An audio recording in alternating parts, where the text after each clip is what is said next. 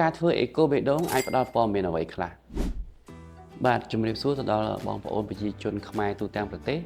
ថ្ងៃនេះខ្ញុំបាទបញ្ជាក់បណ្ឌិតគៀរតនាជាគ្រូពេទ្យឯកទេសជំងឺបេះដូងនិងសរសៃឈាមមានកិត្តិយសនាំយក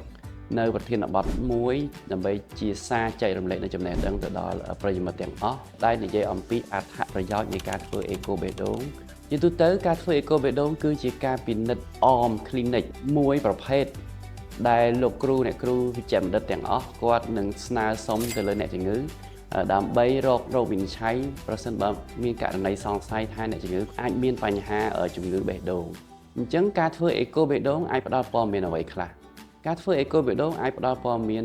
មកឲ្យគ្រូពេទ្យក៏ដូចជាអ្នកជំងឺដែលយើងអាចពិនិត្យមើលទៅលើទី1គឺកម្រាស់និងសាច់ដុំរូបរាងរបស់បេះដូងអាចមានបេះដូងរីកឬក៏បេះដូងក្រាស់អីជាដើមទី2យើងអាចពិនិត្យមើលទៅលើប្រឹសបេះដូងយើងដឹងហើយថានៅក្នុងបេះដូងរបស់យើងមានប្រឹសបេះដូងដែលដើរតួនាទីនៅក្នុងការសម្របសម្រួលចលនាឈាមរត់អញ្ចឹងប្រសិនបើប្រឹសបេះដូងមានបញ្ហាគឺយើងអាចរកឃើញតាមរយៈការធ្វើអេកូបេះដូងដូចជាប្រឹសបេះដូងបិទមិនជិតឬក៏ប្រឹសបេះដូងត្បៀតអីជាដើមបន្ទាប់មកទៀតយើងអាចមើលទៅលើមុខងារនៃការកន្ត្រាក់របស់សាច់ដុំបេះដូងថាតើមានការធ្លាក់ចុះដែលយើងហៅថាខ្សោយបេះដូងអីជាដើមបន្ទាប់មកយើងអាចពិនិត្យមើលទៅលើបេះដូងប្រហោងឬក៏ភាសាខ្មែរយើងហៅថាជំងឺបេះដូងពីកំណើតចុងក្រោយគឺយើងអាចមើលទៅលើស្រោមបេះដូងប្រសិនបើមានរលាកឬក៏មានទឹកដក់នៅក្នុងស្រោមបេះដូងជាចុងក្រោយខ្ញុំសូមជូនសារ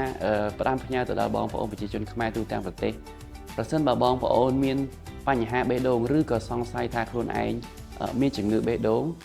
សូមប្រញាប់មកពិគ្រោះជាមួយនឹងគ្រូពេទ្យឯកទេសគ្រូពេទ្យដែលនៅជិតមូលដ្ឋានរបស់បងប្អូនដើម្បីធ្វើរោគវិនិច្ឆ័យក៏ដូចជាតាមដានឲ្យបានត្រឹមត្រូវ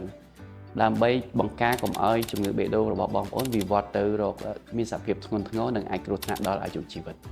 បាទសូមអរគុណ